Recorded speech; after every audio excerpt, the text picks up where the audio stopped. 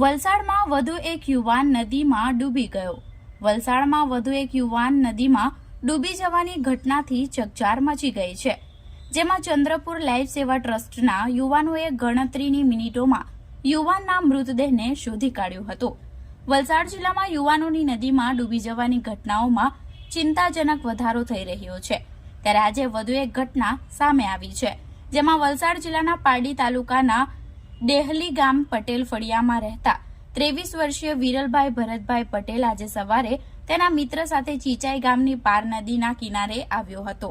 તે દરમિયાન વિરલ નદીમાં પડી જવાથી ડૂબી ગયો હતો, જેની ભારે શોધખોળ બાદ પણ કોઈ પત્તો નહીં લાગતા તાત્કાલિક પારડીના ચંદ્રપુર લાઈફ સેવા ટ્રસ્ટના તરવૈયાઓને જાણ કરવામાં આવી હતી, જેમાં લાઈફ સેવા ટ્રસ્ટના પ્રમુખ જિગ્નેશભાઈ માંગેલા, ઉપપ્રમુખ સતીશભાઈ, મોતીલાલ માંગેલા સહિત સુખદેવભાઈ અર્જુનભાઈ માંગેલા અને તેમની ટીમે નદીમાં બોટ ઉતારી શોધખોળ કરી હતી અને ગણતરીની મિનિટોમાં વિરલના મૃતદેહને શોધી કાઢ્યો હતો.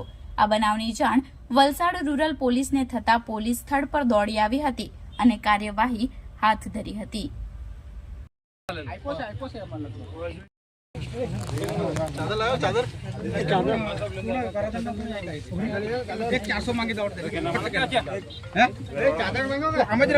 જેમને પાર નદી ચીચાઈ પુલથી ખબર આવી કે કોઈ છોકરો અહીંયા ડૂબી ગયો છે, જેનું નામ છે વિરલ કુમાર ભરતભાઈ પટેલ, જેમને ચંદ્રપુરના લાઈફ સેવાના ટ્રસ્ટના ટીમ આવી અને એને શોધખોળ કરી 10 થી 15 મિનિટમાં આપણે એને બોડી કાઢી દીધી છે અને એને પરિવારને સૂચિત કરી છે.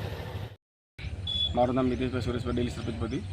આ ગામ એક વિરલભાઈ ભરતભાઈ ગામના રહેવાસી, બરાબર ને એ સવારે 6 વાગે મતલબ ઘરથી પાણી મમ્મીએ કીધું, પૂછ્યું કે પાણી ગરમ કરું કે ગરમ કરીને પૂછ્યું ને પછી એ નીકળી ગયા સવારના.